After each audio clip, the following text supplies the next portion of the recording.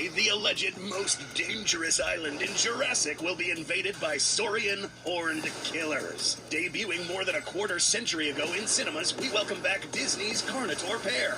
The oversized, terrible twosome from the Mouse House will be put up against the monumental task of surviving, or perhaps taking over St. Hubert, the newest and allegedly the most dangerous island in the franchise. Can these two excel or go extinct again?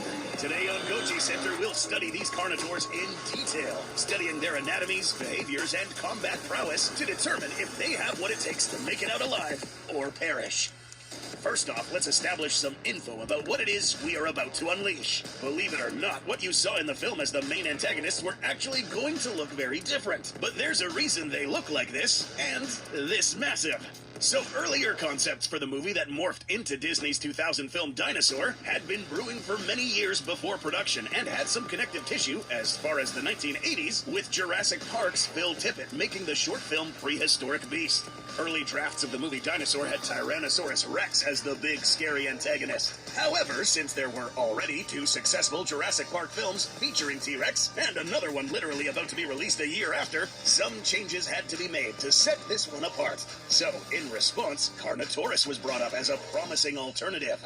But there was a problem. The real-life species, Carnotaurus sastre, was actually a lightweight speedster compared to other large theropods, and even smaller than the 5-ton iguanodon protagonists. The final product was an amped-up gestalt of the real-life Carnotaurus and Tyrannosaurus. So, the creatures we saw terrorizing the film and Animal Kingdom theme park attraction was a fictional species. A juggernaut of a meat-eating bull far larger than its real-life cousin, Carnotaurus robustus. And where did this fictional species hail from?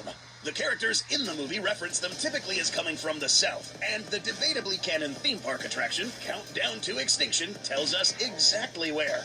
The Looney Land, the crazy place, where only the most insane humans, like some of our very own staff, and truly bizarre beasts would call home. The land where you can't go a week without some kind of crazy newspaper headline? Florida. Yes, indeed. The full name for this species, given by the faux skeleton on display at Animal Kingdom, is Carnotaurus robustus floridana. Now, is this necessarily canonical to the films, especially in light of Florida being predominantly underwater in our own Mesozoic? Debatable. But today, we'll think of it as having our saurian equivalent of Florida Man on steroids being turned loose on the island of St. Hubert. We're just gonna roll with it. Alright folks, let's bring these meat addicts into the analysis platform. Study them for a bit before we unleash them to the island. At least 2 Carnotaurus became living nightmares for the mass herd of migrating herbivores, so in today's scenario, we will be using both of them. The sheer terror they could inflict was evident in how everything from well-armored ankylosaurs, herds of formidable ceratopsians, to the most jacked iguanodon in the film were utterly terrified of the duo. Comparing the two on screen with each other, it does become clear one of them is noticeably smaller, even if this fella is still quite enormous. Figuring exactly how big they're supposed to be is tricky. The problem with CGI creatures morphing in size from one shot to the other is also present in this film, like in Jurassic World, though thankfully not as extreme as in Rebirth. There was some tie-in merch and DVD extras listing a potential size for the species. The pose is a bit difficult to use because it's not a flat horizontal shot of the whole body, like what is used in most size charts. And this size chart doesn't specify which Carno from the movie we are looking at. So, we had to bust out the measuring tapes for this one. And it's still a bit confusing. There's a lot of information, theories, and opinions circling the web about who was who in the finale. So, this Carno in the beginning of the film is said to be the one at the end. Or it could be a completely different one. That is because in other deleted scenes, there were actually 3 Carnos, and the book implying that there could have been other Carnos apart from the 2 that were in this cave. It's a whole mess. So stick with us because getting a good reliable size for these theropods is important in determining how they're going to fare in St. Hubert. It's a widespread belief that the carnotaurs seen in this scene and in the intro were the same ones. However, some of these shots are not lining up. Pachyrhinosaurus, according to the official merch, was stated to be 10 feet at the frill. Aladar, 15 at the top of the head.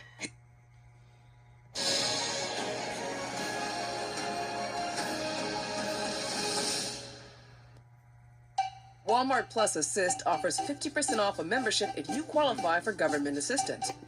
Here, the Carno towers over the Pachy at possibly around 25 feet. And that's not even accounting for the Carno being further away from the camera, meaning that it could have been a bit taller. This one at the end of the movie seems to be smaller, one who allegedly was the big one, making us initially believe that this fella was the smaller of the two that survived the cave collapse in the movie. Other shots in the final act, however, do line up a little better with also being a bigger Carno. And since there is no real official confirmation in any tie-in media, film, or novel that this guy was the big one, we're left with some ambiguity. So, what we're going to do is use the Carnotaurus size seen in the beginning of the film and slap it with the label of Big Carno, despite this not being 100% confirmed, and we'll just name it Diablo. Then use these proportions to figure out the size of the smaller one, Rojo. Using analysis of an accurate 3D reconstruction and reference points from the movies, and using this shot, we get an approximate measurement of 5.5 meters tall at the hip, 6.3 at the top of the head, and nearly 15 meters long. Using volumetrics, this animal at this scale could be anywhere from 16 to a whopping 22 tons. This absolute behemoth is approaching sauropod levels of size. Working our way down to the smaller companion Rojo, using selected clips, we can get a measurement of 4.2 meters tall at the top of the hip and total length at around 11.2 meters. Weight-wise, we could be looking at an animal that weighs 9 to 10 tons. Very similar to the estimated weights of some adult T-Rex specimens. After all, a skeleton presented at the attraction in the animal kingdom did use a big Tyrannosaurus Rex for a large chunk of the body with scaled-up Carnotaurus parts to match. Smaller Carno, aka Rojo. Height 4.2 meters at the hip, 4.8 meters at the head, length 11.2 meters, mass 9 to 10 tons. Big Carno, aka Diablo. Height 5.5 meters, 6.3 at the head, 14.6 meters long, weighing at 20 plus tons. But it's not just the size of these bruisers that is impressive. While they are noticeably slower than the real-life Carnotaurus on account of sheer mass, they do still have those proportionally long legs and the robust tail seen in the real thing to put them to use. A 2011 study by W. Scott Persons IV and Philip J. Curie showed that those thick tails and well-developed leg bones of the real-life Carno were well-designed for both high-speed running and maintaining a great sense of balance. The giant movie versions showed off similar skills even with all the weight slowing them down, chasing down prey in a sprint, and navigating steep inclines when climbing without the use of any forelimbs. They may not be as swift as their smaller kin, but they could definitely book it when they need to. Now, if these two are going to make it anywhere past the first big theropod thrown at them, they need to be able to bite back. Can they? Why, yes, of course! It just so happens that these jaws appear to be a rough halfway point between the real-life Carnotaurus and Tyrannosaurus Rex. So, Carnotaurus and other abelisaurs had a very specific kind of jaw anatomy that was built to snap down quickly but also open very wide, while still having a good bite force of their own. T-Rex, meanwhile, had jaws to crunch and continue to apply pressure while getting a good grip. The Florida freaks are thus able to both crunch down hard enough to inflict nasty wounds, even on reasonably large targets with a single well-placed bite. They may not be able to snap as fast as the real-life Carno or crunch as hard as a T-Rex, but if there were a set of jaws that were a jack-of-all-trades, then it would be these. How much force? Let's just say enough to kill almost anything on St. Hubert. Using a formula devised by Dr. Sakamoto and co., we can determine these bruisers had a possible crunching force of 35,000 to 45,000 newtons for Rojo and 53 to 70,000 newtons for Diablo. And these are conservative numbers. Really, they could maybe be higher.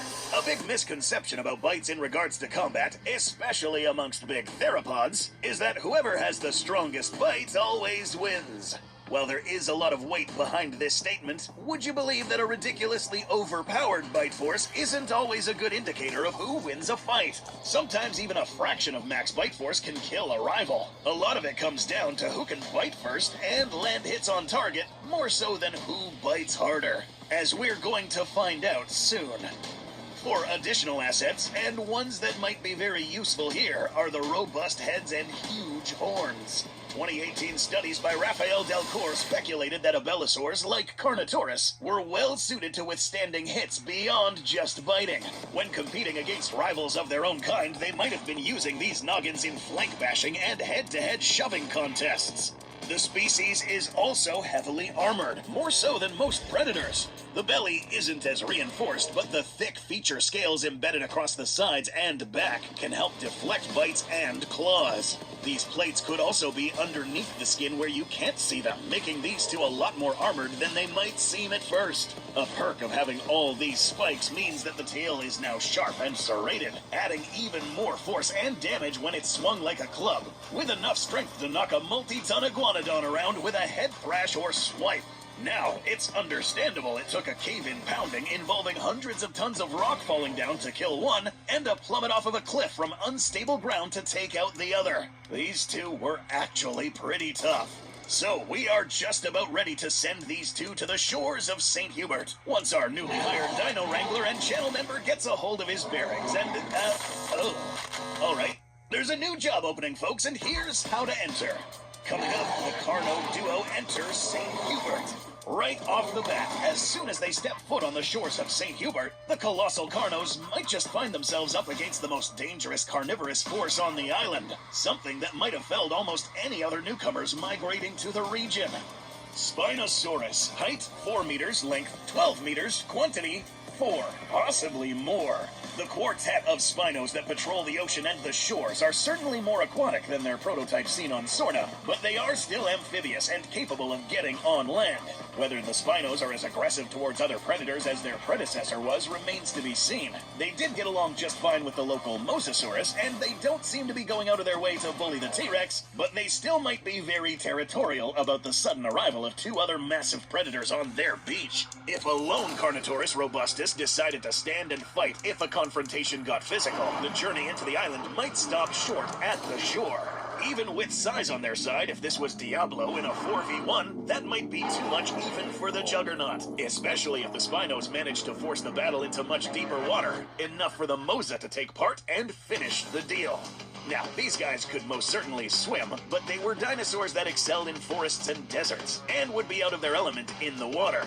But in this scenario, we have two of them present, and even the mighty sailbacks would have to think twice if they try to bully two big ones. Even Rojo, the smallest of the two, would likely still be heavier than any of them, and Diablo would be punching well above the individual Spino's weight class. In this early game stage, the Carno needs to settle. The Spino's food source is likely out in the water and shore rivers for fresh drinking water and shelter.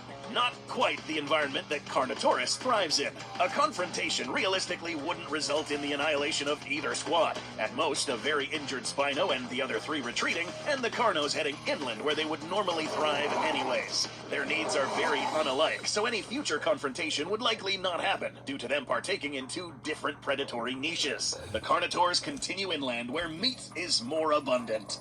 Moving for the spaces where the foliage has been beaten back by large herbivores, the duo runs into its very first and plentiful source of food. Titanosaurus, height 15.7 meters, 20.7 meters in length.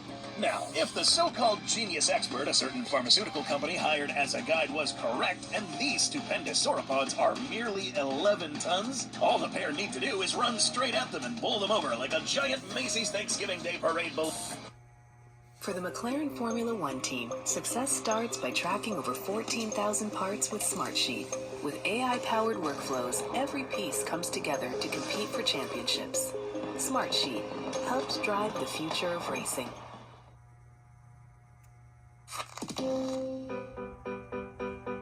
For real, how much did you save?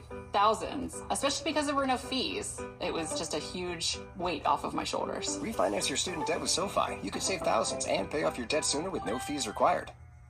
Okay, in more seriousness, the sauropods we see on screen are much more akin to the colossal Argentinosaurus. A few shots make it where these things could look some kaiju in the eye, but going off the official listings of height and length, they would be more realistically around 130 tons. Now, assuming they aren't absolute jobbers like the long necks are 90% of the time in this franchise, this would be an obstacle for even these horrendous hornheads. A full-grown adult could easily bruise or break parts of their bodies with a neck or tail swipe, and trampling would flatten them like a bloody pancake. But Carnotaurus in the real world did have the equipment to dispatch big game, and the ferocious Floridians aren't lacking in that department either.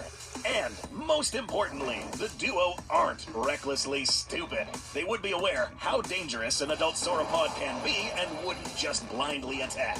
With how many titanosaurs there are, and how few big predators there are to cut down their numbers, there is bound to be some juveniles, injured, or sick individuals to be priority targets. And considering an apparently miraculously time-traveling Brachiosaurus in their own movie was fearful of the species, they may not be unaccustomed to hunting sauropods. So they would know to go for the weaker members of the herd and attack after dark when they have the advantage of night vision. With repeated hit-and-run attacks at night, as well as the two of them working together, they might well be capable of felling this kind of big game better than most carnivores on the island. Only the healthier adults would be too much for them. In truth, the two's journey might just stop here. They would have little other reason to keep traveling unless hurt by one of the adult titanosaurs, or just exploring to check out new territories. They might wind up carving a niche completely to themselves with very little competition given how massive the herds are. But just for the sake of it, let's say they did travel across more of the island or took an alternative route to get to the titanosaur grounds, such as the forested highlands. The denser forests neighboring the highlands of the island wouldn't exactly be the ideal territory, and the Carnotaurus duo would probably go in just to pass through. The denser timbers would restrict their movements, and there doesn't seem to be much big game here that would be enticing to them. But there is the question of carnivores from above and from the shrubs. Velociraptor, height 1.6 meters, length 3.9 meters. Mutadon, 1.8 to 2.1 meters tall, 4.8 meters long. And the big pterosaur, Quetzalcoatlus, height 4.9 meters, 11.9 meter wingspan. Raptor pairs, Mutadon gangs, and Quetzalcoatlus soaring above might all be noticed, but they wouldn't be much of a threat. Unless any of them decided to have more gumption than common sense, attacking even just one Carnotaurus alone would likely be suicidal, even with the advantage of cover. These two have armored hides that would deflect most of the damage any claws or beaks could do. It would take weapons from a much higher weight class to do damage to them. By contrast, just a simple head bash, tail swipe, or snap from the Carnotaurus would be debilitating, if not outright lethal to any of these predators, no matter how much agility they have. If a serious fight broke out, they would take a hit eventually. Outside of mobbing the pair and trying to encourage them to leave, there's not much anything the local predators can do. Still, with the unfavorable terrain and lack of game, the horned horrors have no reason to stay there. Heading for the marshes and riverways, however, might just change both of those variables. The Central River cutting through parts of the island would be much more agreeable terrain to travel through, and potentially appealing prey can be found. Big herbivores such as Parasaurolophus, Ankylosaurus, and perhaps some ceratopsians could be found here and hunted down with no issues by the Carno Bros working together.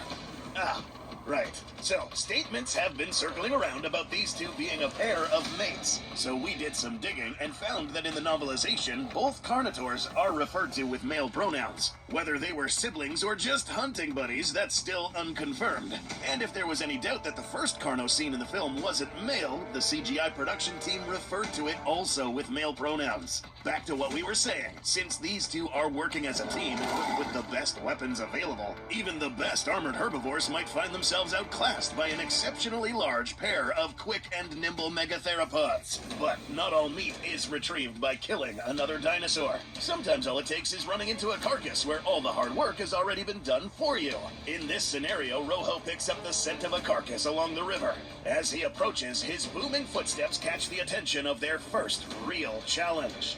Ember, Tyrannosaurus Rex, 4.6 meters tall, 12.5 meters in length. Possibly one of the biggest and most powerful Tyrannosaurus seen yet in the franchise, this Goliath nicknamed Ember would be capable of standing up to the Carnotaurus on land with even terms better than the Spinosaurus could. Size-wise, Ember is either slightly larger or about the same size as Rojo. Unless either of the two could ambush the other in their element, the Carnotaurus being quicker on land, but Ember being more adept in the water, this would be a pretty close contest. If Ember is just as aggressive as Rexy and pushes for a fight, they might soon find themselves in the fight of their life against a rival predator that could easily be just as lethal to them as the other way around. Both of their species have survived some horrific abuse, and without plot armor warping physics, either of these two are on such equal footing it would turn into a slugfest. The commotion of splashing water and moving trees would be something hard to miss by any nearby dinosaur. And in the event that the slightly less heavy Rojo gets into trouble, Diablo enters the arena. That's right, folks. Big Carno has entered the chat, and things don't look good for Ember, who now has another 20 tons stacked against him. Ember is a Tyrannosaurus, and if a Tyrannosaurus is anything in this franchise, they are scrappy and will stand their ground if they have to, even against larger opponents. But outside of ideal circumstances, this just isn't a fight Ember could easily win if they went up against Diablo, and they flat out couldn't win if it was a 2v1. The best option would be a standoff, and then the Tyrannosaur retreating into the deeper waters while putting up as much as they can to discourage being attacked. If a fight did break out, Ember would absolutely go out swinging. But crazy Floridians are used to messing with big reptiles in swamps. Numbers and pounds win the day, and T-Rex is presented with a choice: live to hunt another day or die. Things seem favorable so far in St. Hubert for Rojo and Diablo. However, if the Carno tag team continued traveling across the island, it would be perhaps inevitable that they would stumble across the ruins of the humans that warped this island beyond recognition, and the colossal carnivore that drove them out. Given that the Carnotaurs have never encountered anything like human structures before, the sight and smell of them might be uncanny enough to keep them away out of sheer confusion. But if they did inevitably wander into the open ground of the old laboratories and worker villages, it would also be inevitable that they would run into the apex of the island. Distortus Rex, height 8.1 meters, length 14.5 meters. Considering the high level of aggression and potentially violent curiosity Distortus has upon seeing anything unusual, a confrontation would certainly break out. Only, unlike any other matchup against any other big carnivore in the franchise, this would be a clash where the Distortus would find itself up against another meat-eater virtually in the same weight class, and then some. A collision course of titans might shake the island if Diablo and Distortus charged into one another and came to blows. The ferocious Floridian definitely has the speed and agility advantage, with a potentially more armored hide and a bite more adept at slicing. The deformed king has a keen advantage in dexterity and grappling ability, with a bite more oriented at crushing. The shredding chomp of the Carno would be ideal at causing large lacerations on the big but relatively lightly armored Distortus, whereas the crushing bite of the Distortus would be able to cause damage even through that thick armor of its opponent. A full body charge by Diablo might be enough to topple even the Distortus, at the risk of getting grappled. Meanwhile, the Distortus might have the strength to capitalize off that grapple, but wrestling an opponent of equal weight might unbalance the misshapen Goliath. This fight could potentially go either way, and might also be a face-off worthy of a video as well. But having Rojo there to tilt the odds, the chances swing back into Diablo's favor. With a smaller tag team partner, Diablo can land large body blows or take time to aim more critical bites, whereas Rojo can distract and damage the Distortus if it manages to topple or grapple its bigger ally by going for the legs or flanks. If the fight came to blows, it would be a ferocious altercation, and the Carnotaurs might lose a member, bringing down the beastly behemoth if they're not careful. But if any predators could pull it off, they could. More likely than not, however, even the Distortus might decide this fight is not worth it, and avoid escalating the battle past the initial skirmish. With the power and teamwork to go the distance even against rivals like these, the gruesome twosome from the Sunshine State have what it takes to survive this monstrous island. And if they play their cards right, the nightmares of a bygone era might find themselves the new lords of a modern domain. And if you want to see some of this crazy Florida dino up close and personal, be sure to check out Animal Kingdom's Countdown to Extinction ride as soon as you can. Theme park renovations will be happening soon, and this attraction with its iconic museum, statues, and ride is going to be replaced. It seems like the Countdown to Extinction is finally going to be hitting zero soon. And while you're waiting in line to be terrorized by Dinosaur Florida Man, be sure to subscribe and check out more on the channel, because we haven't seen the last of these cantankerous carnivores here yet. They might have survived St. Hubert, but other challenges from other, possibly even more nightmarish islands still await.